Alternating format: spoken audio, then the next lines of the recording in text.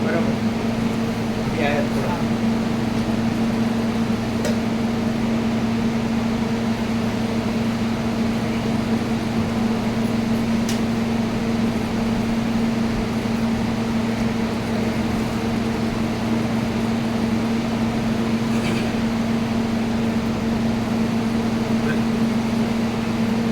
एकदम बंद कर दिया।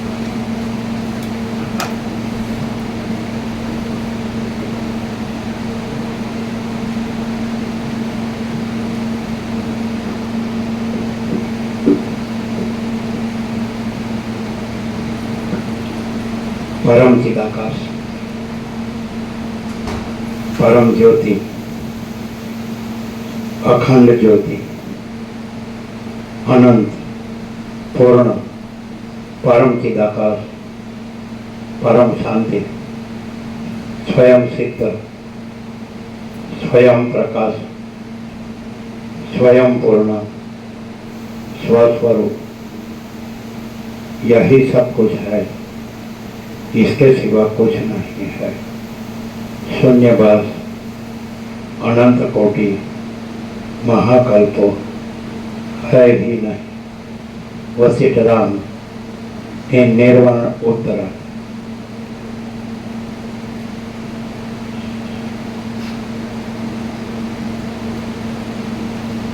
आद्य परब्रह्म सद्गुरु देव की जय। ओम श्री परमात्मने नमः। अवध बराबर है, ये बराबर है, फिर भी दोनों बराबर। श्री योग वासिष्ठ महारामायण निर्वाण प्रकरण उत्तरार्ध सर्ग 83मो पेज नंबर 1390।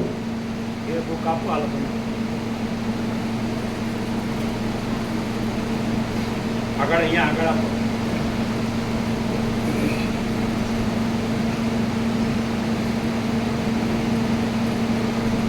सर्ग 83मो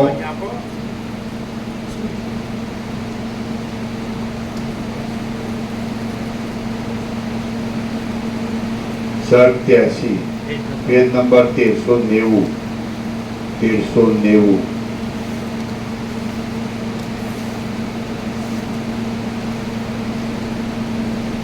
सर्ग 83मो कल्पना दृष्टिથી ચિદાકાશ જ અનેક સ્વરૂપે ભાસે છે। આ 83મા સર્ગમાં જે કાંઈ ભૈરવ આકારે કાળનું વર્ણન કર્યું તે અધિકારી વર્ગને બોધ થવા માટે છે અને કલ્પના દ્રષ્ટિ વડે ચિદાકાશ જ તેવા રૂપે ભાસે છે એ બાબતનું વર્ણન કરવામાં આવશે। આ 83મા સર્ગમાં જે કંઈ ભૈરવ આકારે કાળનું વર્ણન કર્યું તે અધિકારી વર્ગને બોધ થવા માટે છે અને કલ્પના દ્રષ્ટિ વડે ચિદાકાશ તેવા રૂપે ભાસે છે એ બાબતનું વર્ણન કરવામાં આવશે। વશિષ્ઠ બોલ્યા, તે વખતે જે રુદ્ર રૂપે નૃત્ય કરતા હતા અને જેને શિવ એવા નામથી બોલાવવામાં આવે છે તે પરમ ચિદાકાશ રૂપ જ છે એમ મારું કહેવું છે। હે વિવેક્યામાં શ્રેષ્ઠ રામચંદ્રજી, એ રુદ્રની જે આકૃતિ કહેવામાં આવી છે તે વસ્તુતઃ આકૃતિ હતી જ નહીં, પણ ચિદ્રૂપે સર્વત્ર ભરપૂર થઈ રહેલું ચિદાકાશ જ એવા આકારે વિવર્ત ભાવથી થઈ રહેલું જણાતું હતું। એ રુદ્રનો આકાર મારી દ્રષ્ટિમાં શાંત ચિદાકાશ રૂપ જ જણાયો અને તે એક હું જ કૌંસમાં તત્વજ્ઞપણાથી જાણતો હતો।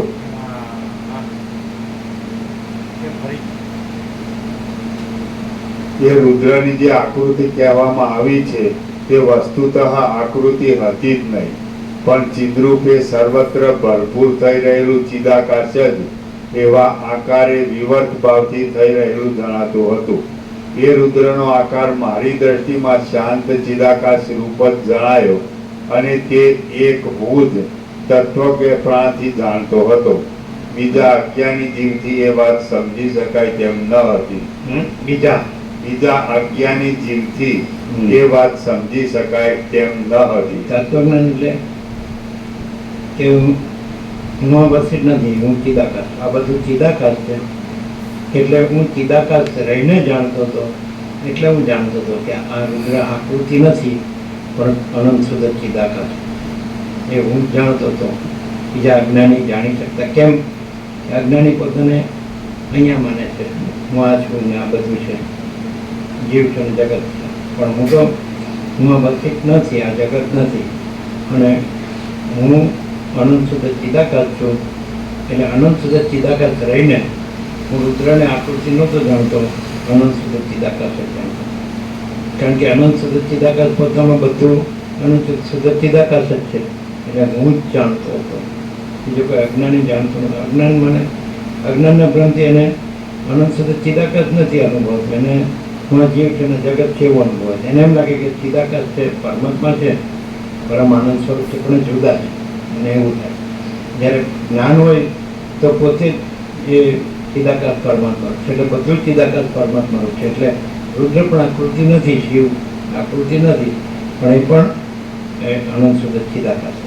એટલે જે ચિદાકાશ રહ્યા હોય જ્ઞાનથી, તો એને બધું પોતાનું ચિદાકાશ સ્વરૂપ જ અનુભવાય. પછી એને કોઈ આકૃતિ નો અનુભવાય.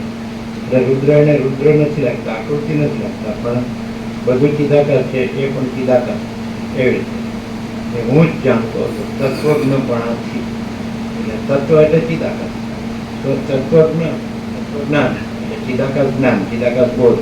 એટલે ચિદાકાશ બોધથી એટલે હું ચિદાકાશ રહીને બધું પોતાનું ચિદાકાશ સ્વરૂપ જ જાણતો હતો. તેથી હું શિવને પણ આકૃતિ નહોતો જાણતો, પણ અનંત શુદ્ધ ચિદાકાશ સ્વરૂપ જ જાણતો હતો. समझ में आता है? देखिए वसित नहीं रहे हैं, वो अनंत शुद्ध चिदाकाश रहे हैं, इसलिए उसको सब अपना अनंत शुद्ध चिदाकाश ही अनुभव में आता है. इसलिए उसको शिव आकृति नहीं दिखते हैं, वो काली की आकृति नहीं दिखती है, वो सब अनंत शुद्ध चिदाकाश ही अनुभव में आता है. और ज्ञानी तो अपने को आकार से देखता है, आकार जानता है, इसलिए उसको भी आकार से देखता है. लेकिन ज्ञानी अपने को वो ये आकाश कैसा है? सर्वत्र भरपूर चिद्रूप चैतन्य प्रकाश है ना. तो वो रहा है जो ज्ञान से, तो उसको सब वही रहा है, वही है, फिर उसको कोई आकार नहीं. जैसे महासागर कोई रहा है तो उसको फिर कोई तरंग नहीं रहा है. ऐसा जैसे रमण कहते समुद्र तरंगों को नहीं जानता, ऐसा है ना. तो जब ज्ञान से समुद्र रहा है तो फिर वो अपने में सब समुद्र ही अनुभव करता है. तो शिव भी आकृति नहीं है, वो भी आकार नहीं है, वो भी महासागर चिदाकाश ऐसा.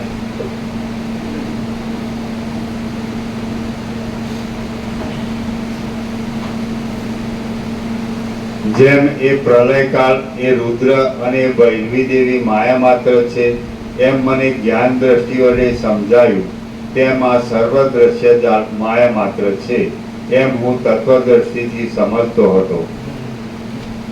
એટલે એ જે કાલ રાત્રિ મને કાલી રુદ્ર મને ईश्वर शिव, तो अज्ञान के भ्रम से सब उसको माया रूप से देखते हैं, माया से.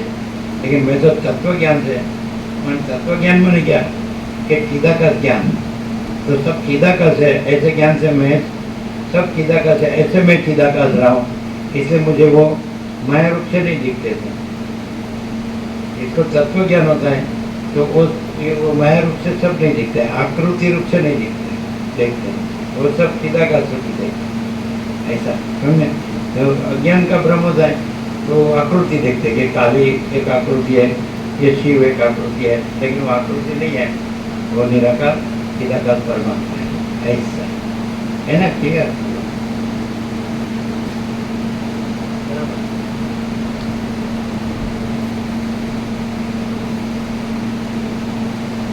પરમ ચિદાકાશ પોતે વસ્તુતઃ સર્વ પ્રપંચથી શૂન્ય છે, અને તે જ વિવર્ત રૂપે ભૈરવના આકારે થઈ રહેલું દેખાતું હતું. विवर्त એટલે आभास. ऐसा जैसे जागृत है कोई आभास मात्र स्वप्न रूप से भासता है, लेकिन जागृत है और स्वप्न नहीं है. वैसे ये जो परम चिदाकाश है, परम ज्योति अखंड ज्योति, वही आभास मात्र ये जीव जगत स्वप्न आकार में भासता है। ये जीव स्वप्न पुरुष है और ये उसकी स्वप्न सृष्टि है। लेकिन जब चिदाकाश बोध होता है तो फिर सब परम चिदाकाश परम ज्योति अखंड ज्योति है, फिर ये स्वप्न पुरुष भी नहीं है, ये स्वप्न सृष्टि भी नहीं है। जागृत के लिए स्वप्न नहीं है। स्वप्न में होता है तब ऐसा लगता है कि स्वप्न है, जागृत नहीं है। फिर जागृत होता है तो फिर जागृत है, स्वप्न नहीं। स्वप्न होता है तब भी जागृत ही होता है, लेकिन स्वप्न भासता है इसलिए जागृत आवरण में रहता है, लेकिन है तो जागृत ही। जागृत और स्वप्न दो नहीं है, जागृत और स्वप्न नहीं है ऐसा। तो अज्ञान का भ्रम होता है तो ये जीव जगत स्वप्न भासता है, दृष्टा दृश्य। और जब ज्ञान होता है तो फिर अज्ञान का स्वप्न ये भ्रम नहीं दिखता है, जीव जगत नहीं दिखता, फिर सब परम चिदाकाश परम ज्योति अखंड ज्योति है ना।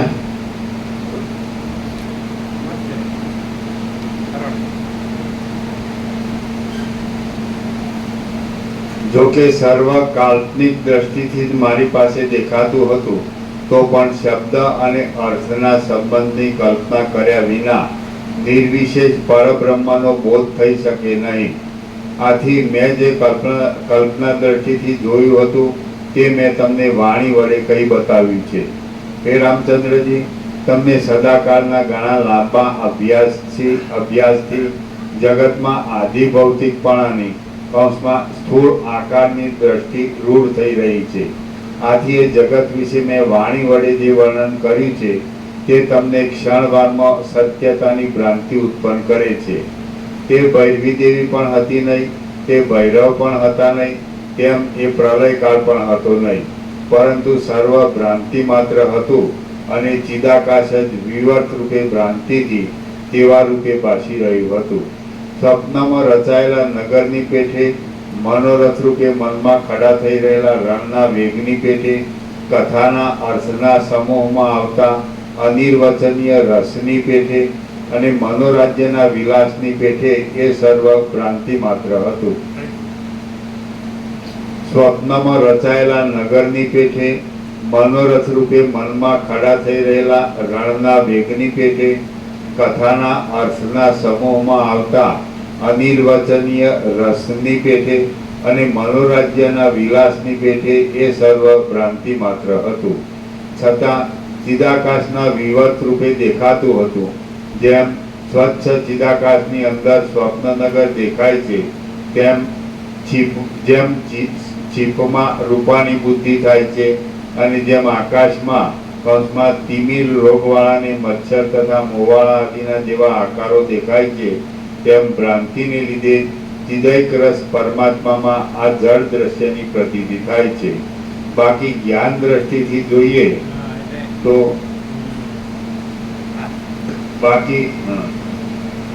જેમ આકાશમાં તિમિર રોગવાળાને મચ્છર તથા મોવાળા આદિના જેવા આકારો દેખાય છે, તેમ ભ્રાંતિને લીધે ચિદૈક રસ પરમાત્મામાં આ જળ દ્રશ્યની પ્રતીતિ થાય છે. ચૈતન્ય એક રસ, આ બધું ચૈતન્ય એક રસ છે, ચિદાકાશ પરમાત્મા. પણ ભ્રાંતિને લીધે આવું બધું દેખાય છે. અને જ્યાં જ્ઞાન થાય છે એટલે ચૈતન્ય એક રસ પરમાત્મા જ છે, તો ત્યાં ભ્રાંતિનું આ બધું નથી. જેમ જાગૃત થાય એટલે પછી સ્વપ્ન નથી, જાગૃત જ છે. સ્વપ્ન વખતે જાગૃત છે, પણ સ્વપ્નનો ભ્રમ હોય એટલે જાગૃત દેખાતું નથી. પણ જાગૃત થાય એટલે સ્વપ્નનો ભ્રમ નથી. એમ આમ બધું ચિદાયક રસ પરમાત્મા જ છે, ચૈતન્ય એક રસ ચિદાકાશ. અજ્ઞાનને લીધે, ભ્રાંતિને લીધે આવું બધું જગત દેખાય છે, પણ ખરેખર જ્ઞાન થાય એટલે આ ભ્રાંતિ નથી. ચિદાકાશ ચિદાયક રસ પરમાત્મા જ્ઞાન. જ્ઞાન છે ચૈતન્ય છે, અને ચૈતન્ય છે એ ચિદાયક રસ પરમાત્મા.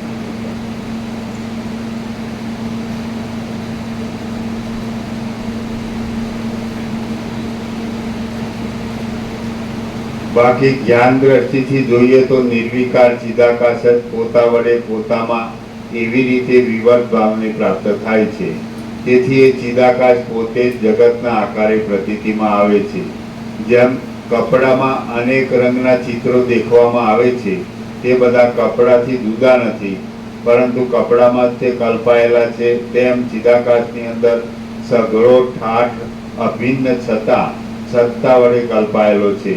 તે જ પ્રમાણે પ્રલયકાળમાં અગ્નિની પેઠે દીપી નીકળેલા રુદ્રના નૃત્યમાં જે કંઈ જોવામાં આવ્યું હતું તે પણ ચિદાત્માના જ એક વિવર્ત રૂપ હતું. હે પ્રિય રામચંદ્રજી, એવી રીતે ભૈરવ અને ભૈરવીનો જે આકાર જોવામાં આવતો હતો તે તત્વદ્રષ્ટિથી નિરાકાર જ હતો, એમ મેં તમને વર્ણન કરી બતાવ્યું. હવે તેમનું નૃત્ય પણ વસ્તુતઃ જોઈએ તો અનૃત્ય રૂપ જ હતું. એ વિશે કહું છું તે તમે સાંભળો. જેમ જે વસ્તુ વાસ્તવિક હોય તે અવસ્તુ રૂપે કોઈ જગ્યાએ હોઈ શકતી નથી, તેમ અધિષ્ઠાન ચૈતન્યનું પોતાનું સ્વરૂપ પણ કોઈ જગ્યાએ કાંઈક વિવર્ત વિના રહી શકતું નથી. જેમ સુવર્ણમાં આકારની કલ્પના થતાં તે અનેક આભૂષણો રૂપે દેખાય છે, તેમ અધિષ્ઠાન ચૈતન્ય વિવર્ત ભાવથી રુદ્ર રૂપે દેખાતું હતું.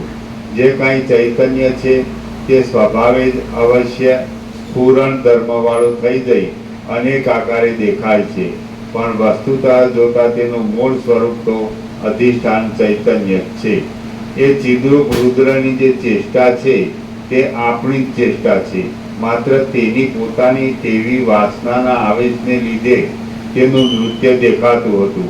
માટે મહાભયંકર આકારવાળા એ પ્રલયકાળના રુદ્રનું જે નૃત્ય હતું તે ચિદાત્માનો એક વિલાસ જ હતો. અને એ ચિદાત્મા એવી રીતે મહાસાગર જ મોજા રૂપે ભાસે છે, પણ એ મહાસાગર જ છે. એવી રીતે મહાચૈતન્ય પ્રકાશ જ આ સૃષ્ટિરૂપી મોજા રૂપે ભાસે છે, પણ એ મહાચૈતન્ય પ્રકાશ મહાસાગર છે, મોજા નથી. સમુદ્ર જે રમણને કહે સમુદ્ર તરંગો કોને જાણતા. તો આ બધો મહાચૈતન્ય પ્રકાશ મહાસાગર જ છે, પણ એ ભ્રાંતિથી સૃષ્ટિરૂપી મોજા રૂપે ભાસે છે, પણ જ્ઞાનથી મહાચૈતન્ય પ્રકાશ મહાસાગર અને સૃષ્ટિરૂપી મોજા નથી જ્ઞાનથી. એટલે બધા જ્ઞાનનો અને અજ્ઞાનના ભ્રમનો જ ફરક છે. અજ્ઞાનનો ભ્રમ હોય ત્યાં સુધી આ સૃષ્ટિની ભ્રાંતિ દેખાય, અને જ્યારે જ્ઞાન થાય એટલે આ તો બધું મહાચૈતન્ય પ્રકાશ મહાસાગર છે, મોજા નથી. પેલા અજ્ઞાનથી મોજા દેખાય, પણ પછી જ્ઞાનથી મહાસાગર દેખાય. સમજે કે નહીં? એટલે મહાસાગર દેખાય તો પછી મોજા ન દેખાય, એમ મોજા દેખાય એટલે મહાસાગર ન દેખાય. એટલે આ સૃષ્ટિ દેખાય એટલે એ ચિદૈકરસ એ પરમાત્મા ન દેખાય, મહાચૈતન્ય પ્રકાશ ન દેખાય, મહાસાગર. અને એ દેખાય તો પછી આ સૃષ્ટિરૂપી મોજા ન દેખાય. સીધું જ થાવ.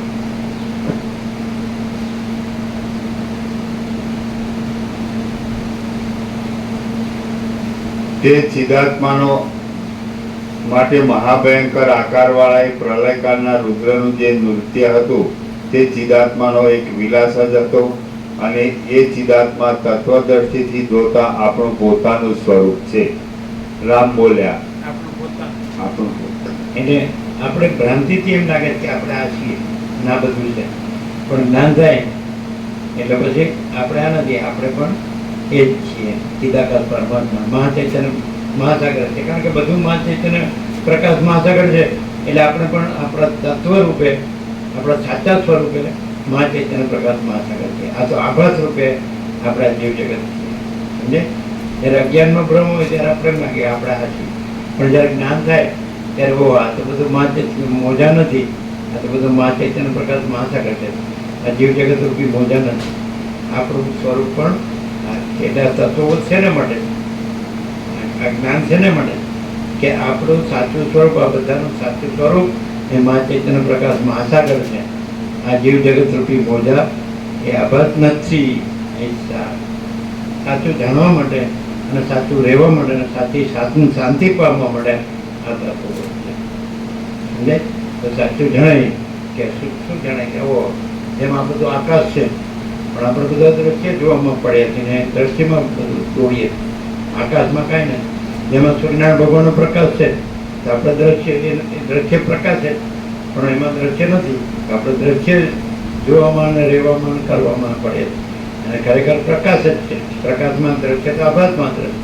એવી રીતે મહાચૈતન્ય પ્રકાશ જ છે, એમાં દ્રશ્ય આભાસ માત્ર. એટલે મહાચૈતન્ય પ્રકાશથી જણાય છે. એટલે પછી એ ખ્યાલ આવી જાય કે ઓ આ તો આભાસ. એટલે એ મોક્ષ છે, મુક્તિ.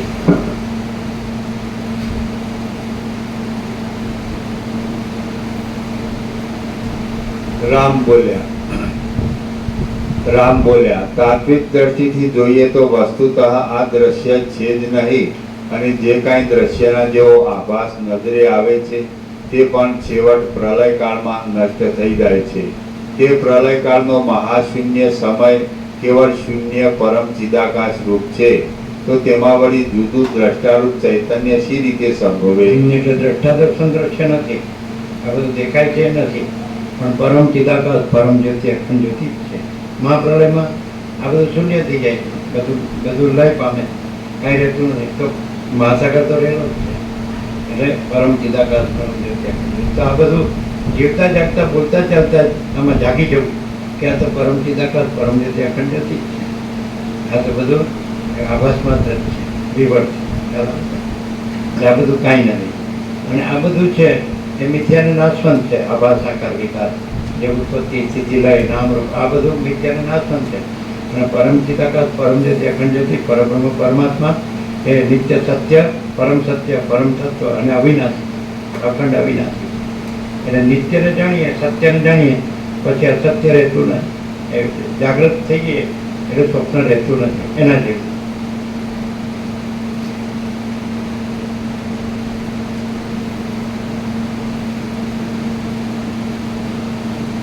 તે પ્રલયકાળનો મહાશૂન્ય સમય કેવળ શૂન્ય પરમ ચિદાકાશ રૂપ છે, તો તેમાં વળી જુદું દ્રષ્ટારૂપ ચૈતન્ય શી રીતે સંભવે? તેમ દ્રશ્ય પણ કેમ સંભવે? જે ચિદાત્મા સર્વત્ર પોતાના શુદ્ધ સ્વરૂપથી ભરપૂર છે, જડ કૌંસમાં દ્રશ્ય વર્ગ જ પોતાથી જુદો ન હોવાને લીધે પોતાની સત્તાથી કોને ચેતનવાળું કરે? વશિષ્ઠ બોલ્યા, હે પ્રિય રામચંદ્રજી, જ્યારે તમે આ પ્રમાણે શંકા કરો છો ત્યારે પછી દ્વૈત અદ્વૈત આદિ સંશયરૂપી સમુદ્રની શાંતિ થવા માટે હું તમને જે ઉત્તર કહું તે તમે સાંભળો. જો કેવળ ચિદાકાશ જ સર્વત્ર ભરપૂર છે અને કશો દ્રશ્ય જળવર્ગ છે નહીં, તો પછી કોઈ કૌંસમાં બીજા પદાર્થના અભાવને લીધે કોઈ સ્થળે કે કોઈ કાળે પણ કશી વસ્તુને જુદી દેખતો જ નથી. સર્વ શાંત જ્ઞાન ઘન ચિદાકાશ રૂપ જ છે, અને તે શિલાની પેઠે નિસંકલ્પપણે જ રહેલ છે. એ ચિદાકાશની અંદર જે કાંઈ જડ એવો આ દ્રશ્ય વર્ગ દેખાય છે તે એક જાતનો તેનો વિવર્ત જ પ્રતીતિમાં આવે છે. બાકી શાંત ચિદાકાશ તો પોતાના સ્વરૂપમાં સદાકાળ રહે છે. સ્વપ્નની અંદર ચિદાત્મા નગર ગામ આદિ રૂપે પડદા ઉપર મૂવી દેખાય છે, પણ પડદો જ છે, મૂવી નથી.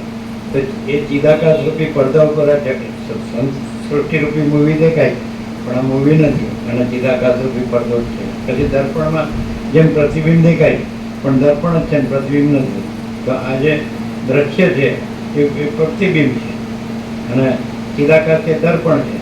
તો ચિદાકાશ તો પોતાના સ્વરૂપમાં જ છે, પરમ શાંત જ છે, અને એ નિરંજન નિરાકાર નિર્વિકાર છે. એમાં બીજું નથી, બીજું થતું નથી. એટલે આ બધું એનો વિવર્ત જ છે, સમજે, પ્રતિભાસ જ છે. જેમ પડદો છે તો ચલચિત્ર દેખાય છે, પણ ચલચિત્ર નથી, પડદો જ છે. દર્પણમાં પ્રતિબિંબ દેખાય છે, દર્પણ જ છે, પ્રતિબિંબ નથી. એવી રીતે ચિદાકાશમાં આ દ્રશ્ય દેખાય છે, પણ ચિદાકાશ જ છે, દ્રશ્ય નથી.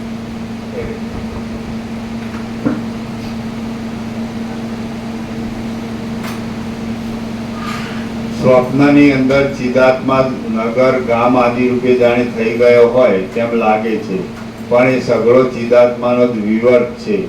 બાકી વસ્તુતઃ જોતા નગર આદિ કશું જુદું હોતું નથી, પણ કેવળ ચિદાકાશ જ હોય છે. એ પ્રમાણે આ સર્વ દ્રશ્ય વસ્તુ જુદી જણાય છે, તો પણ એ ચિદાત્માથી જુદા ન તો ચિદાત્મા રૂપ જ છે.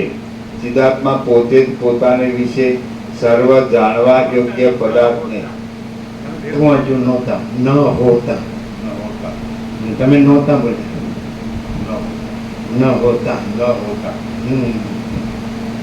તો પણ તે ચિદાત્માથી જુદા નહોતા. ન હોતા નહીં, ન હોતા છોટું પડવાનું વાંચીએ તો અર્થ બદલાઈ જાય. તો પણ તે ચિદાત્માથી જુદા ન હોતા. ચિદાત્મા રૂપ જ છે. ચિદાત્મા પોતે જ પોતાને વિશે સર્વ જાણવા યોગ્ય પદાર્થને સંપૂર્ણ રીતે શૂન્ય રૂપે જાણે છે. આ ઠેઠ સૃષ્ટિના આરંભકાળથી માંડીને પોતાના વિવર્તે એ જે જ્ઞાન માત્ર કીધું એને, એટલે ચૈતન્ય છે ને એ ચૈતન્ય પ્રકાશ છે, જ્ઞાન છે. આકાશ જેવો આખો અનંત ચૈતન્ય પ્રકાશ છે તો એ જ્ઞાન છે. ચૈતન્ય છે, જ્ઞાન છે, પ્રકાશ. તો આ પ્રકાશ છે, સૂર્યનારાયણ ભગવાનનો પ્રકાશ છે. તો પ્રકાશ છે ત્યાં જ આ બધું દ્રશ્ય ભૂલ ભૂવસ્વ ત્રૈલોક્ય ભાષે છે, પણ પ્રકાશમાં આ બધું દ્રશ્ય નથી. એમ જ્ઞાન છે તો જ્ઞાનથી આ બધું ભાષે છે, પણ જ્ઞાનમાં આ બધું નથી. એ જ્ઞાન છે એ ચિદાકાશ પર હાવ સીધું છે, હાવ સીધું જ્ઞાન છે કે નહીં. અને જ્ઞાન જ જ્ઞાનથી જ જ્ઞાન જ સૂર્યપ્રકાશ છે કે નહીં. તો સૂર્યપ્રકાશ છે ત્યાં આ બધું દ્રશ્ય ભાષે જ કે નહીં. પ્રકાશથી દ્રશ્ય ભાષે, પછી પ્રકાશમાં દ્રશ્ય નથી. સમજે? તો જ્ઞાન સૂર્ય છે, એ જ ચૈતન્ય સૂર્ય છે, એ જ ચિદાકાશ, એ જ પરમાત્મા. તો જ્ઞાન છે તો એનાથી આ બધું પ્રકાશે છે, પણ જ્ઞાનમાં આ બધું નથી. આ જ્ઞાન જ પરમાત્મા. સીધે સીધું નથી. હા, સીધું સીધા એને સમજમાં જો જ્ઞાન છે ને, બરોબર, તો જ્ઞાન આકાશને જાણે જ કે નહીં, પણ જ્ઞાન આકાશ નથી. આકાશ આભાસ છે. જેમ સૂર્યપ્રકાશથી આ બધું જણાય છે, પણ બધું આભાસ છે. અને સૂર્યપ્રકાશ છે, પ્રકાશથી આ બધું ભાષે છે, પણ પ્રકાશમાં આ બધો ભાસ નથી. એ રીતે જ્ઞાન પ્રકાશ છે અને એનાથી આ બધું ભાષે છે, પણ જ્ઞાન પ્રકાશમાં આ બધું નથી. એ જ્ઞાન પ્રકાશ છે, એ જ ચિદાકાશ પર. હવે જ્ઞાન પ્રકાશ છે તો એનાથી એ જ્ઞાન પ્રકાશથી જેમ આકાશ, વાયુ, તેજ, જળ, પૃથ્વી ભાષે છે, બધું જણાય છે, બધું ભાષે, એવી રીતે આ પણ ભાષે છે. સમજાય? પણ જ્ઞાન પ્રકાશ છે એમાં આ બધું નથી. એટલે આ બધું ન જોડીએ તો એ જ્ઞાન પ્રકાશ ચિદાકાશ પરમાત્મા. જ્ઞાન પ્રકાશ શું થયું છે? એ જ્ઞાન પ્રકાશ સાથે આને જોડ્યું કે હું આ છું. જ્ઞાન પ્રકાશે આ બધું જોડ્યું કે આ જગત છે. સમજાય?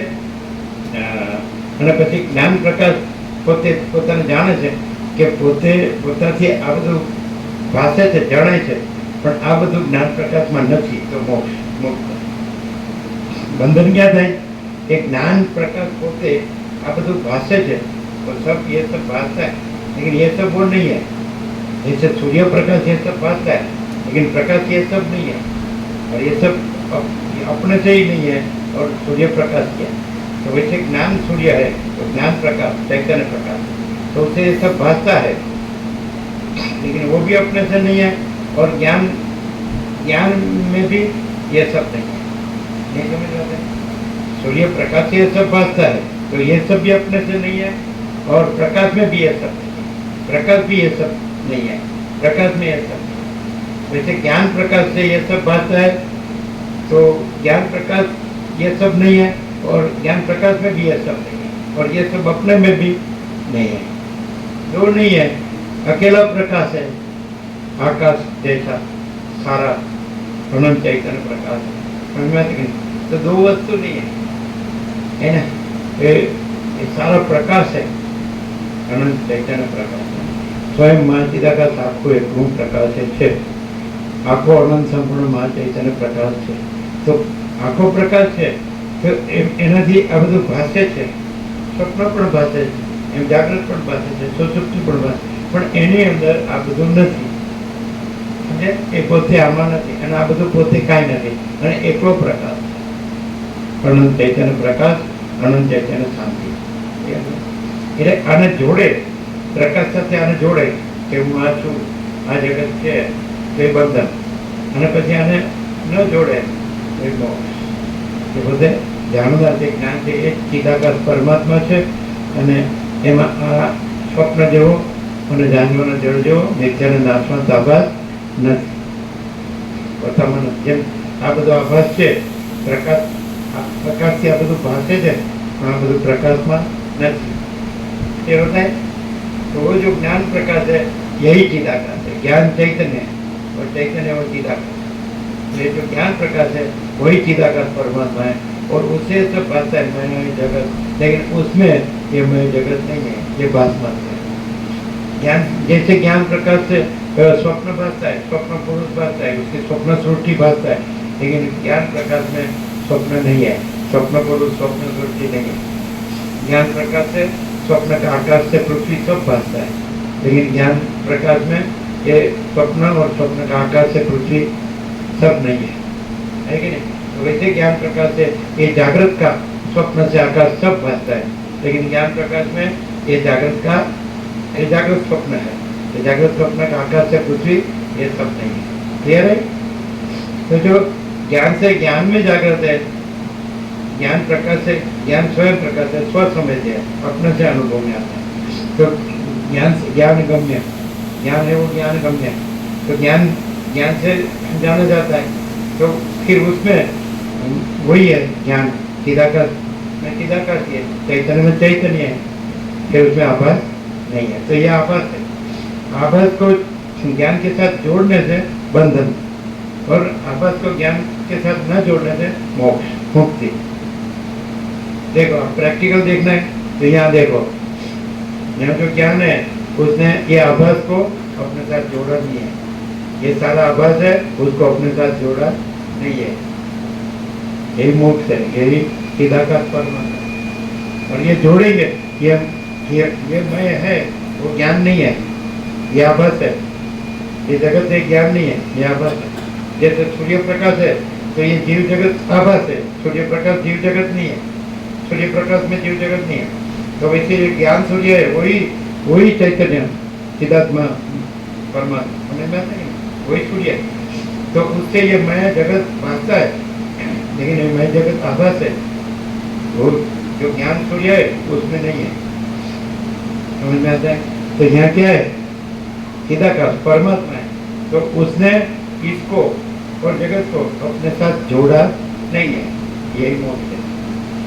ये समझ में आता है। जो जोड़ता है ये मैं को ज्ञान के साथ जोड़ता है, तो ये मैं तो बंधन स्वरूप ये जगत है, तो उसको जोड़ता है ज्ञान अपने साथ।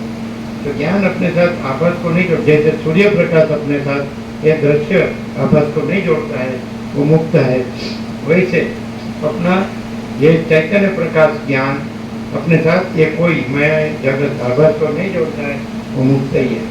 समझ में आता है? ये जो मैं भी आभास है, जगत भी आभास है, तो आभास को जोड़ के फिर बंद होता है, आभास न जोड़ के मोक्ष। बाह्य कोई क्रिया नहीं है, ज्ञान है वो क्रिया नहीं है, ज्ञान है वो प्रकाश है, और प्रकाश से जाना जाता है, स्वयं प्रकाश है, स्वसमय। ज्ञान से जाना जाता है, ज्ञान गम्य स्वसमय से समझ आता है कि नहीं? तो ज्ञान तो है ही और आभास तो है ही नहीं। ज्ञान ये सारा आभास है, तो ज्ञान से ये सारा आभास है वो भासता है, लेकिन ज्ञान है और सारा आभास नहीं है। क्लियर नहीं?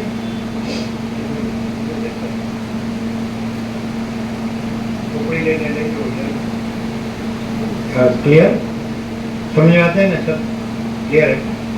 ज्ञान है ना, वही चैतन्य है और वही चिदाकाश परमात्मा। तो ये आकाश जैसा है चैतन्य प्रकाश, आकाश जैसा समझ में आता है? आकाश जेवो आखो अनंत चैतन्य प्रकाश है, आकाश जेवो आखो अनंत चैतन्य प्रकाश है, ये चैतन्य એ જ્ઞાન સમજે? તો એનાથી આ બધું આભાસ વાસે પણ એ ન જોડે પોતા સાથે, કામે હું ન જોડે, આ જગતને ન જોડે, આ આભાસ છે હું તે આભાસ છે, જગત કે આભાસ છે, ન જોડે એ જ મુક્તિ, અને આભાસને જોડે એ જ બંધ. ક્યાં બંધાય છે? આ હું છું, આ જગત છે, પણ પોતે જ્ઞાન છે અને પોતે હું નથી ને પોતે जगत नहीं, तो मुक्त समझ में आता है? ये सब ज्ञान है, ये क्रिया नहीं है। तो ज्ञान कोई क्रिया नहीं है और कोई क्रिया ज्ञान नहीं है। ज्ञान सीधा का चैतन्य है, परमात्मा है, ज्ञान है वो परमात्मा है, समझ में आता है? वो प्रकाश है, चैतन्य प्रकाश। तो मैं कौन हूँ? तो ये जो मैं है ये मैं नहीं हूँ, बट इसको जानने वाला जो ज्ञान है वो मैं। ये मैं जो दिखता हूँ ये मैं नहीं हूँ, इसको जानने वाला जो ज्ञान है वो मैं हूँ। ये जगत जो दिखता है वो मैं नहीं हूँ, इसको जानने वाला जो ज्ञान है साक्षी चैतन्य, समझ में आता है? विटनेस कॉन्सेप्ट है, तो साक्षी चैतन्य। तो ये सारा दृश्य को, आकाश से पृथ्वी, ये सारा दृश्य को जानने वाला जो साक्षी चैतन्य, साक्षी परमात्मा मैं हूँ, और उसमें ये सारा दृश्य मैं जगत, तो ये मैं नहीं हूँ। मैं कौन हूँ पूछने वाला दृश्य है। मैं कौन हूँ पूछने वाला, मैं कौन हूँ तो पूछने वाला दृश्य है। लेकिन फिर उसको जानने वाला कि मैं साक्षी परमात्मा हूँ, तो ये मैं नहीं हूँ, तो वो साक्षी परमात्मा है। वो अपना सच्चा स्वरूप है। ये खोटा मैं हूँ, ये देह मैं हूँ, ये मन मैं हूँ, ये जीव मैं हूँ, तो खोटा मैं। और उसके जानने वाला साक्षी चैतन्य, साक्षी परमात्मा मैं हूँ, वो सच्चा मैं। रमण कहते हैं ये खोटा मैं हूँ, ये खोटा मैं। और इसको जानने वाला साक्षी परमात्मा, वो सच्चा मैं। सबके अंदर साक्षी परमात्मा सच्चा मैं सबका एक ही है, एक सबका खोटा मैं। समझा? तो खोटा मैं को अपना साक्षी परमात्मा के साथ जोड़ के फिर ये मैं हूँ मानना, वो अज्ञान है। और अपने को साक्षी परमात्मा जानना, ये मैं नहीं हूँ, वो ज्ञान है। आत्मज्ञान माने ये मैं नहीं हूँ, साक्षी परमात्मा मैं हूँ, तो ये आत्मज्ञान। आत्मा माने साक्षी परमात्मा, साक्षी चैतन्य। ये होते है सबको।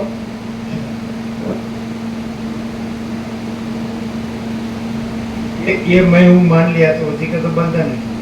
और साक्षी परमात्मा, इसको जानने वाला, इससे पर, इसे रही, ये मेरे में नहीं है, ये तो आभास है। तो वो साक्षी चैतन्य, साक्षी परमात्मा, कुटस्थ चैतन्य, वो मैं अजर अमर हूँ, है ना। तो उसमें जन्म मृत्यु नहीं है, सुख दुख नहीं है। तो इसका तो जन्म मृत्यु सुख दुख है, नाशवंत है, मिथ्या है, और वो सत्य है और अविनाशी। तो सच्चा में अविनाशी परमात्मा चिदाकार, ये आत्मज्ञान है।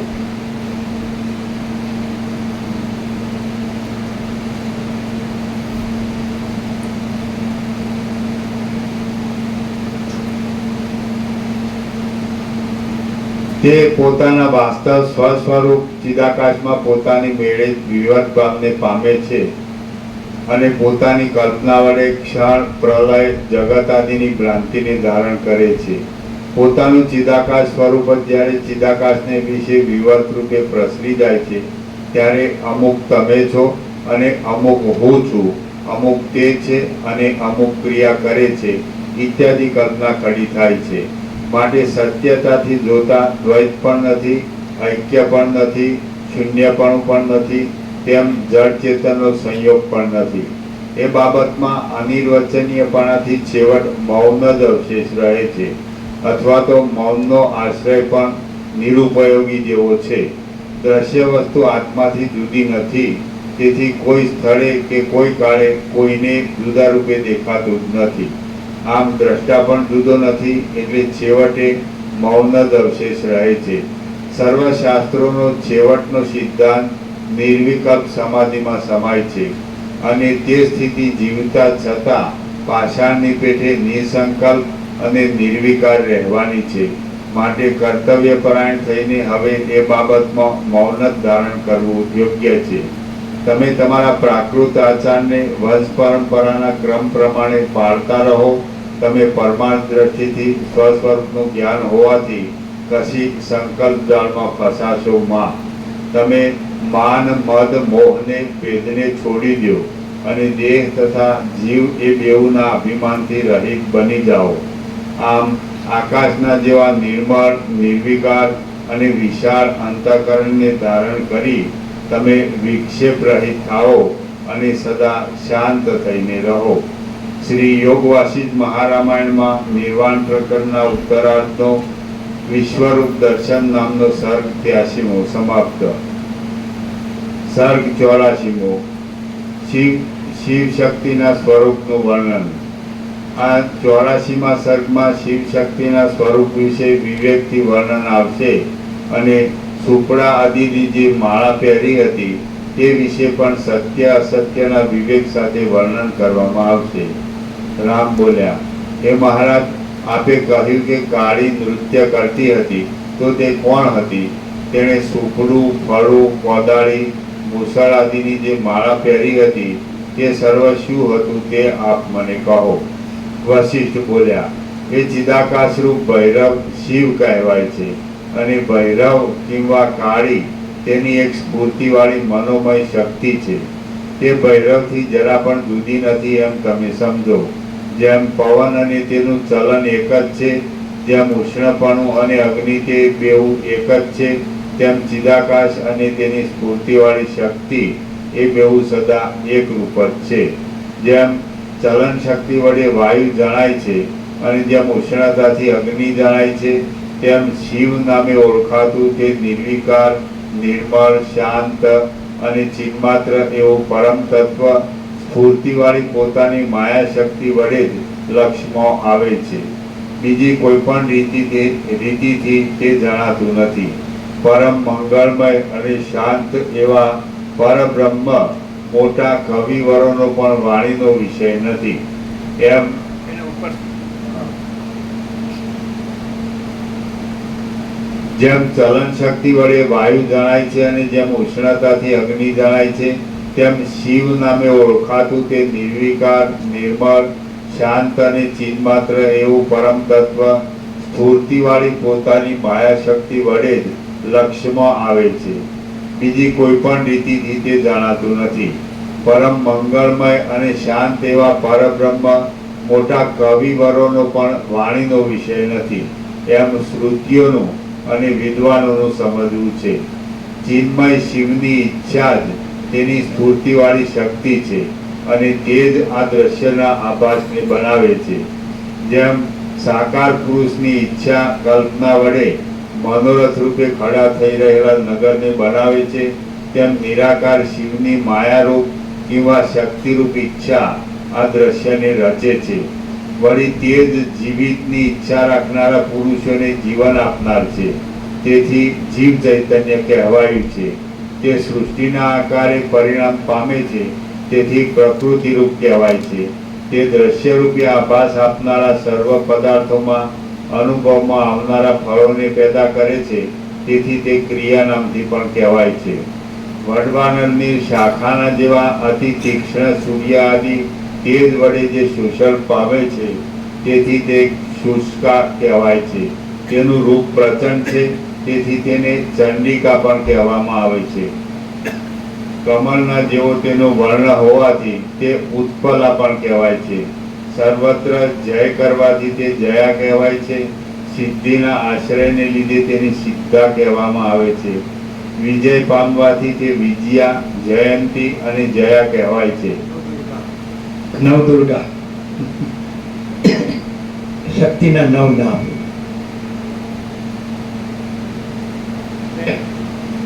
શક્તિ શિવ રૂપ જ છે, એટલે શિવ ચિદાકાશ રૂપ જ છે, પરબ્રહ્મ પરમાત્મા રૂપ જ છે.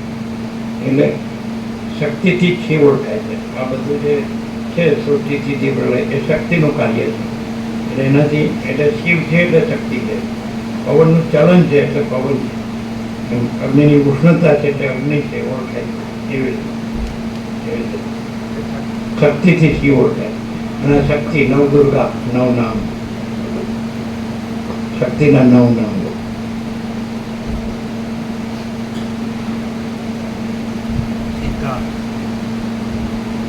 વિજય પામવાથી તે વિજયા, જયંતી અને જયા કહેવાય છે. કોઈ ઠેકાણે પરાજય ન થાય એવા તેના પરાક્રમને લીધે તે અપરાજિતા કહેવાય છે. તેનું સ્વરૂપ દુર્ગા કૌંસમાં ઘણા કષ્ટથી જાણી શકાય તેવું છે, તેથી તેને દુર્ગા કહેવામાં આવે છે. તે ઓમકારની પરમ સાર શક્તિ છે, તેથી તે ઉમા કહેવાય છે. જપ કરનારા વિવેકી પુરુષોને પરમ પુરુષાર્થ આપનારી હોવાથી તે ગાયત્રી કહેવાય છે. તેને વિશે જગતની ઉત્પત્તિ થાય છે, તેથી તેને સાવિત્રી કહેવામાં આવે છે. સર્વ પ્રકારના જ્ઞાન, કર્મ, ઉપાસના આદિના વિચારો તેનાથી જગતમાં પ્રસરે છે, તેથી તે સરસ્વતી કહેવાય છે. તેના દેહના અવયવો ગૌર છે અને મહાદેવજીના દેહ સાથે તેને સંબંધ છે, આથી તે ગૌરી કહેવાય છે. સુષુપ્તિ અવસ્થાવાળા અને જાગ્રત અવસ્થાવાળા ત્રૈલોક્યની અંદરના સર્વ પ્રાણીઓના હૃદયમાં ત્રણ માયાથી શૂન્ય એવા પ્રણવનાદનું ઉચ્ચારણ થાય છે, ત્યારે દહરાકાશમાં રહેલા શંકરના મસ્તકમાં તે ચંદ્રમાની કળાની પેઠે બિંદુ રૂપે રહે છે. આથી તેને ઉમા કહેવામાં આવે છે. શિવ અને શક્તિ એ બંનેનું સ્વરૂપ આકાશ રૂપ છે, તેથી તેને કૃષ્ણ રૂપે વર્ણવવામાં આવેલી છે. એ ભૈરવ અને ભૈરવી બંને વસ્તુતઃ જોતા ચિદ્રૂપ જ છે. તેણે સૃષ્ટિને ઉત્પન્ન કરવાનો સંકલ્પ કર્યો ત્યારે પોતાના માંસમય શરીરને શ્યામ રૂપે કલ્પી લીધું હતું. આથી તે શ્યામ અને જળ જેવું જણાતું હતું. વસ્તુતઃ જોતા આકાશની અંદર જ રહેલું હતું અને તે બંનેના આકાશમય શરીર આકાશમાં રહેલા હતા. એ શિવ શક્તિના શરીર આકાશના જેવા જ સ્વચ્છ, નિર્વિકાર અને નિરાકાર જ હતા. તેમજ તે જાણે એ બંને આકાશમાં જ્યેષ્ઠ સહોદર હોય તેમ દેખાતા હતા. હવે તેની અંદર હાથ, પગ, મુખ, મસ્તક આદિ અવયવોના થોડાપણાના અને અનેકપણાના ભેદથી જે કાંઈ વિચિત્રતા દેખાતી હતી તથા તેણે હળ, સુપડા આદિની જે માળા ધારણ કરી હતી તે સંબંધમાં હું કહું છું તે તમે સાંભળો. અનાદિ અને અનંત મહાસમર્થ ચેતન શક્તિ ક્રિયારૂપ કહેવાય છે. તે સ્ફૂર્તિરૂપી ધર્મને ધારણ કરી રહેલી છે. તે પોતાની મેળે જ પોતાની અંદર દાન, સ્નાન, હોમ આદિ શ્રેષ્ઠ શરીરવાળી થઈ જઈ તેવા અનેક રૂપે ભાષા કરે છે. તે મનોહર ચેતન શક્તિ આકાશરૂપ છે છતાં ચંચળતાવાળા દ્રશ્ય રૂપે દેખાય છે.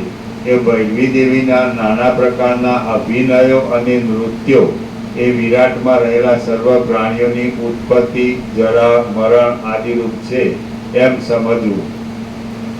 એ ક્રિયારૂપ ભૈરવી દેવી પોતાની અંદર હાથ, પગ આદિ અવયવની પેઠે ગામો, નગરો, દ્વીપો અને દેશોના સમૂહોને ધારણ કરે છે.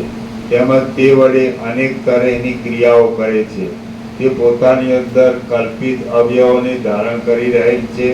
વળી એ દેવી પોતે ક્રિયારૂપ હોઈ બ્રહ્માંડોને નિર્માણ કરે છે અને ધારણ કરે છે. તેનો વર્ણ કમલિનીના જેવો શ્યામ છે. પોતાના અવયવરૂપ થઈ રહેલી આ દ્રશ્યની શોભાને તે પોતાના હૃદયમાં ધારણ કરી રહેલ છે. ચિન્મય શિવ વિના કોઈ દિવસ તેના અવયવનો નિર્દેશ થઈ શકે એમ નથી. આથી તે શિવરૂપ જ છે એમ તમે સમજો. જેમ આકાશમાં નિરાકારપણું રહ્યું છે, જેમ પવનમાં ચલન શક્તિ રહી છે અને જેમ કમળ આદિ ચાંદનીનું એક અંગ છે, તેમ ચિત્ત શક્તિ રૂપા સર્વ દ્રશ્ય તે ચિદાત્માના એક અંગરૂપ છે. પરમ મંગળમય, શાંત, નિર્વિકાર અને નિર્મળ પરબ્રહ્મથી તે જુદું નથી, પણ તે રૂપ જ છે એમ તમે સમજો. એ પરબ્રહ્મની અંદર સ્થિરતા તથા ચંચળતા આદિ કશા પણ ધર્મો નથી. ચિત્ત શક્તિ દ્રશ્ય રૂપે રહ્યા છતાં પણ જ્યારે જ્ઞાન દ્રષ્ટિ વડે તેને વાસ્તવ સ્વરૂપે જોવામાં આવે છે ત્યારે તે શિવરૂપ જ કહેવાય છે. ચિત્ત શક્તિ અધિષ્ઠાન ચૈતન્યની અંદર અવિદ્યાના યોગથી જડ ભાવે થઈ રહે છે ત્યારે તે ક્રિયારૂપ કહેવાય છે. જ્ઞાન દ્રષ્ટિ વડે જ્યારે તેને ચિન્માત્ર રૂપે ઓળખવામાં આવે છે ત્યારે તે શિવરૂપ છે એમ કહી શકાય છે. સૃષ્ટિઓ, તેની અંદર રહેલા મનુષ્યના વર્ગો તથા પ્રકાશ વડે ઝળકી રહેલા સર્વ લોકો આ જગતરૂપી કલ્પિત સ્વરૂપને ધારણ કરી રહેલી મોટા આકારવાળી અને કલ્પિત આકારથી સુંદર દેખાતી તે ક્રિયારૂપ દેવી ચિત્ત શક્તિના અવયવરૂપ છે અને તેઓ ચિત્ત શક્તિથી જુદા કહી શકાતા નથી. વળી દ્વીપો અને સાગરોવાળી પૃથ્વી, વનભૂમિ સહિત પર્વતો, અંગ અને ઉપાંગ સહિત 3 વેદો, વિદ્યાઓ અને તેના સ્થાનો, ગાયનો, વિધિ નિષેધ સહિત સઘળી શુભાશુભ કલ્પનાઓ, પુરોડાસરૂપી હવિને નિરૂપણ કરનારા દક્ષિણાગ્નિવાળા યજ્ઞો, રાજાઓ, સંગ્રામો, આયુધોના સમૂહો, શૂલો, બાણો, શક્તિઓ, સાંગો, ખાંડણિયાઓ, દર્ભાસનો, સુપડા, યુપો, ભૂસુંડીઓ, ગદાઓ, તોમરો, હાથીઓ, યોદ્ધાઓ, અનેક પ્રાણીઓના સમુદાયની દેવ આદિ 14 જાતિઓ, 14 લોકની સમુદ્ર દ્વીપ આદિવાળી ભૂમિઓ અને 14 લોકો એ સર્વ કલ્પિત આકારવાળા ભૈરવી દેવી ચિત્ત શક્તિના અવયવરૂપ છે અને તેઓ તેનાથી જુદા કહી શકાતા નથી. રામ બોલ્યા, ભૈરવીને આકારે કલ્પિત શરીરને ધારણ કરનારી ચિત્ત શક્તિના અંગમાં જે સૃષ્ટિ પ્રલયો રહ્યા છે તે ખરેખર તેના સ્વરૂપમાં રહેલા જ છે કે અસત્ય છે, તે આપ મને કહો. વશિષ્ઠ બોલ્યા, હે રામ, જે ચિત્ત શક્તિનું મેં તમને વર્ણન કરી બતાવ્યું છે તે પોતાના સત્ય સંકલ્પ વડે જે કલ્પના કરે છે તે સર્વ સત્યની પેટે અનુભવમાં આવે છે. આથી એ કલ્પનામય દ્રશ્ય વસ્તુ જાણે સત્ય હોય એવો આભાસ થાય છે. જેમ મુખ આદિનું પ્રતિબિંબ અરીસામાં પડે છે તેમ જીવ ચૈતન્યને જે કાંઈ અનુભવમાં આવે છે તે પૂર્વજન્મનો અનુભવ, વાસના અને કર્મ અનુસાર તેની અંદર પ્રતિબિંબિત થઈ રહ્યું હોય છે. આથી તે તેની પોતાની અંદર જ આભાસ રૂપે રહેલ છે અને તે પોતાને કૌંસમાં જીવ ચૈતન્યને કાર્ય કરી આપનાર હોવાથી તેની દ્રષ્ટિમાં સત્ય છે. છતાં ચિદાત્માની અંદર તેનો પ્રવેશ થવો અસંભવિત છે. તેથી સંકલ્પ નગરની પેઠે તે વસ્તુતઃ મિથ્યા કરે છે. તો હવે દ્રઢ ધ્યાન વડે વાસનાનો ક્ષય થઈ જવાથી શુદ્ધ થઈ રહેલા ચિદાત્માની અંદર તેની સ્થિતિ શી રીતે રહી શકે? અરીસાની અંદર ઘટાધિક પદાર્થો તથા સ્વપ્નની અંદર અનેક સંકલ્પની અંદર સૃષ્ટિ એ ભલે આભાસ રૂપે પ્રતીતિમાં આવે, પણ તે કોઈ પણ જાતની ક્રિયા કરનાર હોવાથી તે જીવની દ્રષ્ટિમાં સત્ય છે એમ મને જણાય છે. કદાચિત તમે એમ કહેશો કે અરીસામાં પ્રતિબિંબિત થયેલા પદાર્થો અને સ્વપ્ન સૃષ્ટિ તથા સંકલ્પ સૃષ્ટિ તેમના દ્રષ્ટા માટે ભલે કાર્ય કરનાર થાઓ, પણ તે મારે માટે કશું કાર્ય કરી શકતી નથી, માટે તેને સત્ય કેમ મનાય? તો તેના ઉત્તરમાં એટલું જ છે કે જે બીજાના જોવામાં આવ્યું હોય છે તે તમારા પ્રત્યે ક્યાંથી કંઈ કાર્ય કરી શકે? શું દેશાંતરમાં રહેલા ઘટાદી પદાર્થો હમણાં તમને કંઈ ઉપયોગમાં આવી શકે? જેમ દેશાંતરમાં રહેલું કોઈ એક ગામ તે ગામની અંદર રહેલા પુરુષને જ કાર્ય કરી આપનાર થઈ શકે છે, તેમ સ્વપ્ન આદિના દ્રષ્ટાપણાને પ્રાપ્ત થયેલા પુરુષને જ સ્વપ્ન સૃષ્ટિ આદિના પદાર્થો કાર્ય કરી આપનાર થાય છે એમ નિશ્ચય છે. આથી યથાસ્થિતપણે રહેલા સર્વ સ્વપ્ન આદિના પદાર્થો જે કાંઈ ક્રિયા કરે છે તે સ્વપ્ન આદિના દ્રષ્ટા પુરુષને સત્ય લાગે છે, પણ જે તેનો દ્રષ્ટા નથી તેને કશું સત્ય જણાતું નથી. તેથી એમ સિદ્ધ થાય છે કે સર્વ સૃષ્ટિઓની પરંપરા ચિત્ત શક્તિની અંદર જ રહેલી છે અને આત્મા જ સત્ય છે, બાકી બધો તેનો વિવર્ત છે. આમ સમજી જે પુરુષ આત્મભાવને પામ્યો છે તેને જ તે અનુભવમાં આવે છે, બીજાને તે અનુભવમાં આવતી નથી. ભૂતકાળ, ભવિષ્યકાળ અને વર્તમાન કાળમાં રહેલા સ્વપ્ન, સૃષ્ટિ, સંકલ્પ આદિના નગરોના સમૂહો અધિષ્ઠાન દ્રષ્ટિથી જોઈએ તો સત્ય છે. જો તેમ ન હોય તો પરમ તત્વનું એ સર્વરૂપ કેમ થઈ રહે? જેમ દેશાંતરમાં રહેલા પર્વતો અને ગામો ચાલવાથી પ્રાપ્ત કરી શકાય છે, તેમ પરબ્રહ્મપણાને પ્રાપ્ત થયેલા યોગ સિદ્ધ પુરુષને બીજાની સ્વપ્ન સૃષ્ટિ અને સંકલ્પ સૃષ્ટિ પણ જોવામાં આવે છે. ગાઢ નિદ્રામાં સ્વપ્નની અંદર ચલાયમાન થયેલા પુરુષને સ્વપ્નમાં દેખાયેલું નગર સ્વપ્નમાં નાશ પામી ગયેલું દેખાય છે, તો પણ વાસ્તવિક રીતે તે નાશ પામતું નથી. તે જ પ્રમાણે ચલાયમાન થઈ રહેલા ભૈરવી દેવીના દેહની અંદર રહેલું જગત નાશ પામેલું લાગે છે, તો પણ તે વસ્તુતઃ નાશ પામેલું નથી. તે તો અરીસામાં દેખાતા પ્રતિબિંબની પેઠે આભાસ રૂપે તેમાં રહેલું જ છે. એ ત્રણેય લોક સહિત આ સર્વ મોટો આરંભ સત્ય જણાય છે, તો પણ ખરું જોતા તે ભ્રાંતિ માત્ર જ છે. હવે જે ભ્રાંતિ માત્ર હોય તેનો નાશ અને સ્થિતિ કેવા હોય એ તમે જ કહો. સ્વપ્નમાં દેખાયેલું નગર ક્યાં સત્ય હોય છે, ક્યાં તે ખોટું થઈ નાશ પામે છે, ક્યાં તે ભાંગી પડે છે અને ક્યાં તે સ્થિર થઈ રહેલું હોય છે? તે કાંઈ નથી હોતું, કેવળ તે ભ્રાંતિ માત્ર જ છે. સ્વપ્ન આદિની દ્રશ્યની શોભા જ્યાં સુધી પોતાની પાસે ખડી થઈ દેખાતી હોય છે ત્યાં સુધી તે સત્ય જણાય છે, બાકી તે ભ્રાંતિરૂપ છે.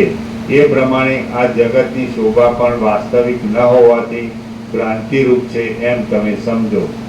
જેમ સંકલ્પમાં, મનોરાજ્યમાં, સ્વપ્નમાં, વર્ણનમાં અને બ્રહ્મમાં તે સમયના પદાર્થોનો મિથ્યા છતાં અસત્ય જેવો અનુભવ થાય છે, તેમાં ત્રૈલોક્યનો મિથ્યા છતાં સત્ય જેવો અનુભવ થાય છે. અધિષ્ઠાન ચૈતન્યની અંદર હું કે જગત એ કશું વસ્તુતઃ છે જ નહીં, પરંતુ આકાશમાં પ્રતીતિમાં આવતા પારદર્શકપણાની પેઠે અને કાળા રંગની પેઠે તે ભ્રાંતિ રૂપે પ્રતીતિમાં આવે છે. તેથી જો તેનું ખરેખરું સ્વરૂપ ઓળખવામાં આવે તો તે પાયા વગરની થઈ જઈ શાંત પડી જાય છે. શ્રી યોગવાસિષ્ઠ મહારામાયણમાં નિર્વાણ પ્રકરણના ઉત્તરાર્ધનો શિવ શક્તિ વર્ણન નામનો સર્ગ 84મો સમાપ્ત. સર્ગ 85મો શિવમાં શક્તિનું મળી જવું. આ 85મા સર્ગમાં નૃત્ય કરનારા ચિત્ત શક્તિ રૂપી ભૈરવી દેવી શિવને જોઈ સ્નેહને લીધે તેનો સ્પર્શ કરતા તેના અંગમાં લય થઈ એક રૂપ થઈ જશે એ કહેવામાં આવશે.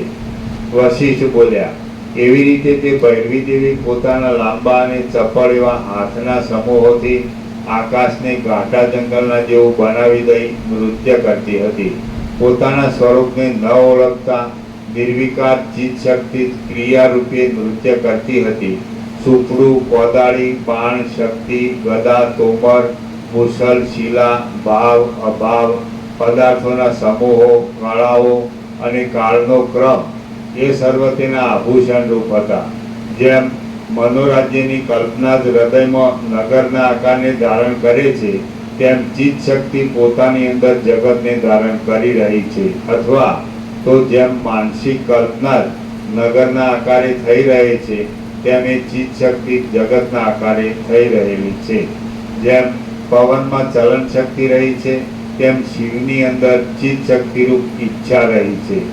જેમ પવનમાંથી ચલન શક્તિ શાંત થતા તે પોતાના સ્વરૂપમાં જ રહે છે, તેમ ઈચ્છા શાંત થતા પરમ શિવ પણ પોતાના સ્વરૂપમાં સ્થિત રહે છે. જેમ આકાશની અંદર પવનની નિરાકાર ચલન શક્તિ મૂર્તિમાન શબ્દ ઉત્પન્ન કરે છે, તેમ શિવની નિરાકાર ઈચ્છા આ સાકાર જગતને ઉત્પન્ન કરે છે. પરમ વિશાળ આકાશની અંદર નૃત્ય કરનારા એ ચિત્ત શક્તિ રૂપ ભૈરવી દેવી કાકતાલીય યોગથી પ્રેમને અધીન થઈ ગયા અને જાણે પાસે રહેલા આવરણકારી વાદળાને ખસેડતા હોય તેમ તેમણે આવરણ શક્તિને ખસેડી નાખી. હવે જેમ સમુદ્રનું જળ પોતાના નાશ માટે વડવાગ્નિનો સ્પર્શ કરે છે, તેમ તેમણે પાસે રહેલા શિવનો સ્પર્શ કર્યો. આમ પરમ કારણરૂપ શિવનો સ્પર્શ માત્ર થતા તે ચિત્ત શક્તિ ધીરે ધીરે અવ્યક્તપણાને અને સૂક્ષ્મપણાને પ્રાપ્ત થવા લાગી. એ ચિત્ત શક્તિ ભૈરવી દેવી અનંત આકારને છોડી દઈ પ્રથમ માત્ર પર્વત રૂપ થઈ રહી, પછી તે માત્ર નગર રૂપ થઈ રહી અને પછી તે વૃક્ષના જેવા સુંદર રૂપને ધારણ કરી રહી. છેવટ તેણે આકાશના જેવો મહાવિશાળ અને શૂન્ય આકાર ધારણ કર્યો. અંતે જેમ નદીનો પ્રવાહ શાંત થઈ જઈ મહાસમુદ્રમાં એકરૂપ થઈ મળી જાય છે, તેમ તે શિવના આકાર સાથે અંદર સર્વનો સંહાર કરનારા શક્તિ વિનાના એક શિવ જ પોતાના પરમ મંગળમય શાંત સ્વરૂપથી ચારે બાજુ પ્રસરી રહ્યા. રામ બોલ્યા, એ મહારાજ, શિવની ભૈરવી દેવી રૂપ તે શક્તિ શિવનો સ્પર્શ થતા કેમ શાંતિને પ્રાપ્ત થઈ ગઈ તે આપ યથાર્થ રીતે મને કહો. વશિષ્ઠ બોલ્યા, હે રામચંદ્રજી, એ ચિત્ત શક્તિ રૂપ પરમેશ્વરની ઈચ્છાને પ્રકૃતિ કહેવામાં આવે છે, તે જ જગન્માયા કહેવાય છે. જગતમાં પ્રતીતિમાં આવતી સ્વાભાવિક ક્રિયા શક્તિ પણ તેનું જ રૂપ છે. જેણે શિવનું રૂપ ધારણ કર્યું હતું તે પુરુષ કહેવાય છે અને તે પવનના જેવા નિરાકાર તથા ક્રિયા શક્તિવાળા છે. વળી તે શાંત છે, શરદ ઋતુના આકાશના જેવા નિર્મળ છે, શાંતિવાળા છે અને પ્રકૃતિથી પર જુદા છે. ક્રિયા શક્તિવાળી ચિત્ત શક્તિ પરમેશ્વરની એક ઈચ્છા રૂપ છે. જ્યાં સુધી તે નિત્ય તૃપ્ત, નિર્વિકાર, અજર, અનાદિ, અનંત, અદ્વિતીય અને પર એવા શિવને દેખાતી નથી, ત્યાં સુધી તે પ્રકૃતિ રૂપે સંસારમાં ભમ્યા કરે છે. દેખાતી નથી ને દેખતી નથી.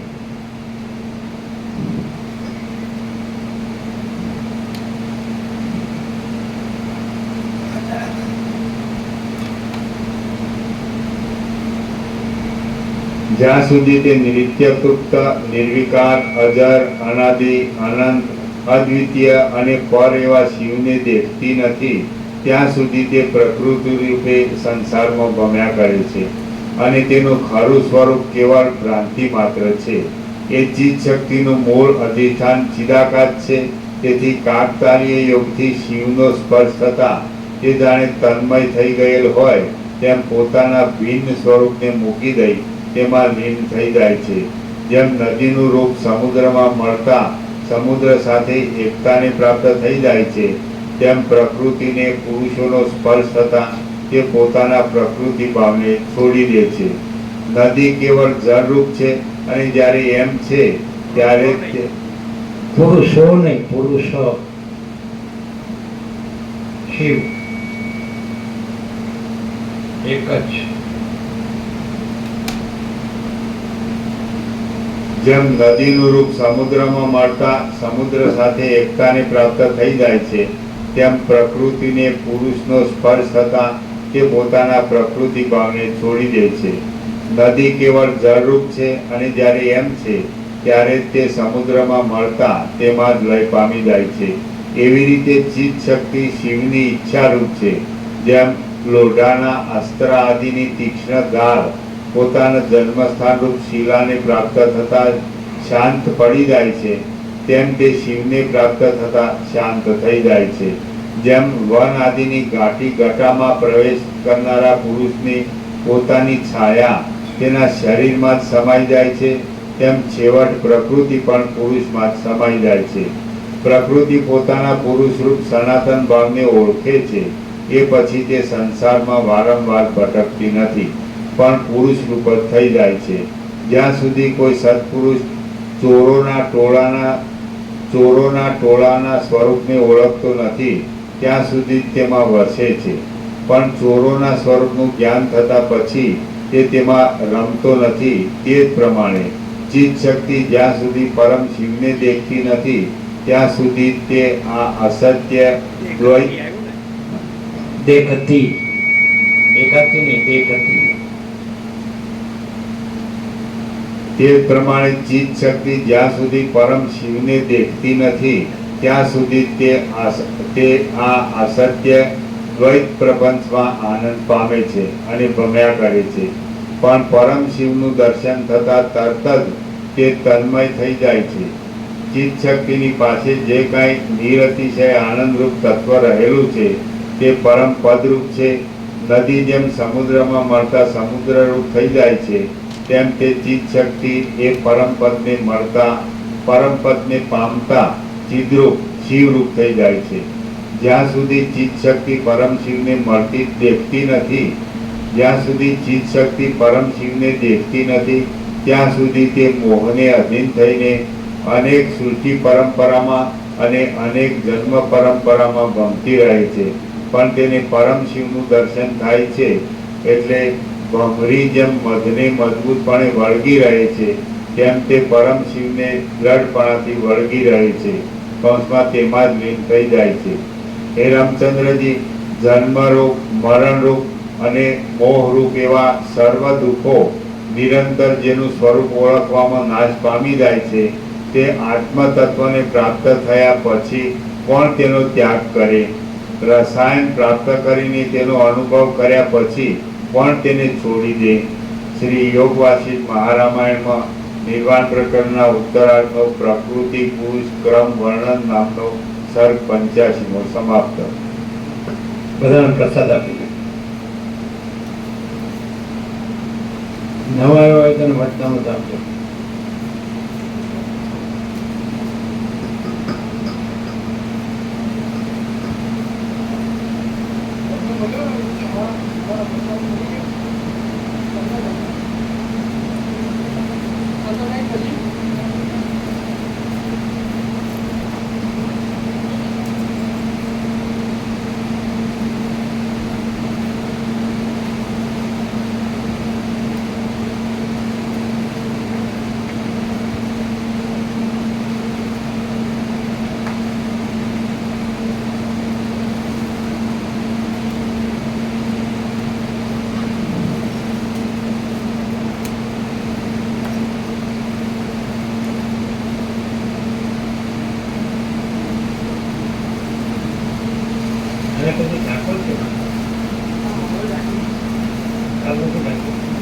ધૂળ પડે આ ધૂળ તમારો કાગળ પડે ને એવું ઉડે ને ધૂળ તમારો પડે સગવડ સાફ કરો.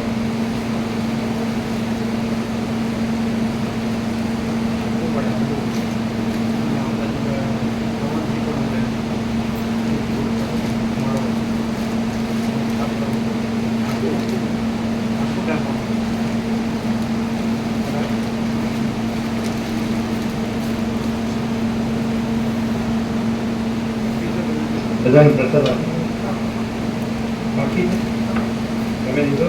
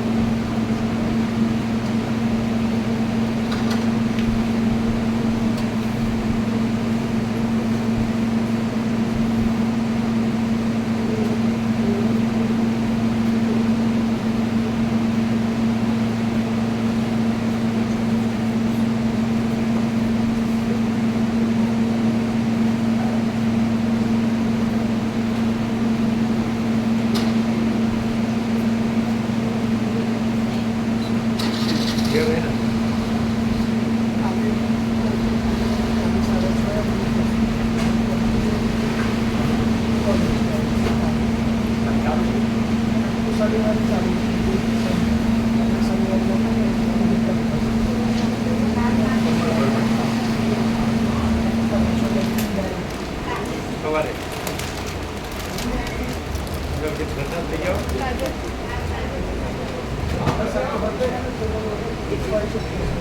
અહીંયા કઈ નાસ્તો નથી ચાલો સવારે જવાનું નાસ્તો બહુ ક્યાં હોય છે શનિવારથી ચાલુ થઈ